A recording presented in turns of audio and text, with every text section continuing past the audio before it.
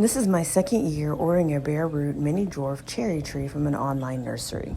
They typically come in a moistened newspaper, which is perfect for vermicompost or your compost bin. Do not leave the newspaper on the tree when you plant it.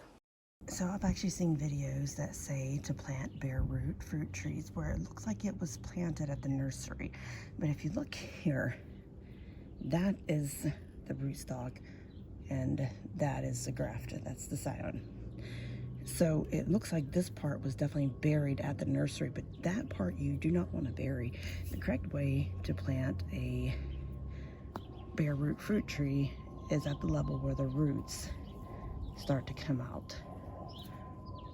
When ordering a BareRoot tree online, you may or may not receive a tree without branches.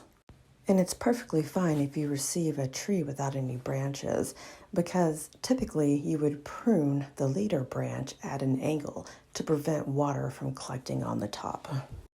A lot of fruit trees require cross-pollination from a different cultivar but the same variety.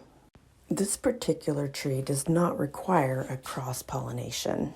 When we take a look back at the tree I just received and planted today, once again, it definitely looks like this was buried at the nursery. As you can see, there are some buds down by the graft that I'm probably going to have to remove.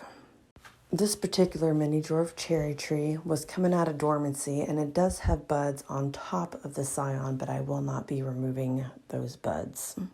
Though I will be removing any growth that's near the rootstock and definitely near the base of the soil, because those are suckers and they can cancel out the entire tree and all you will have is rootstock.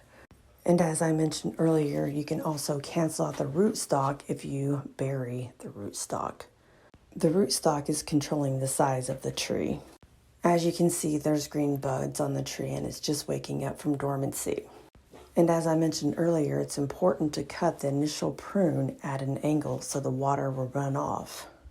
If your tree arrives and you do not see any green buds, it could be because it hasn't woken up at all from dormancy yet.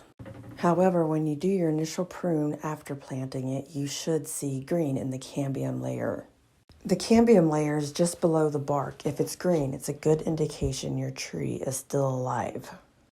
Taking a look at the cherry tree I planted last year, you can clearly see the graft where the scion and the rootstock meet.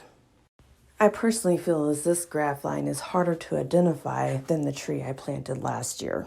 And though it may seem as it was buried at that point, it may not have been. If you look at this where I took a little water onto the tree, the whole tree was actually a little muddy from the bottom to the top.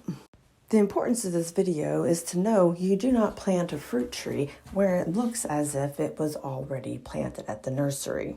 This was A-Hole Gardener reminding you that everything in my garden starts with A-Hole. That's right.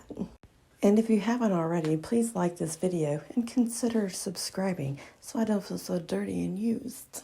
And if not, I would still like to thank you for watching. I appreciate all of you. Thanks.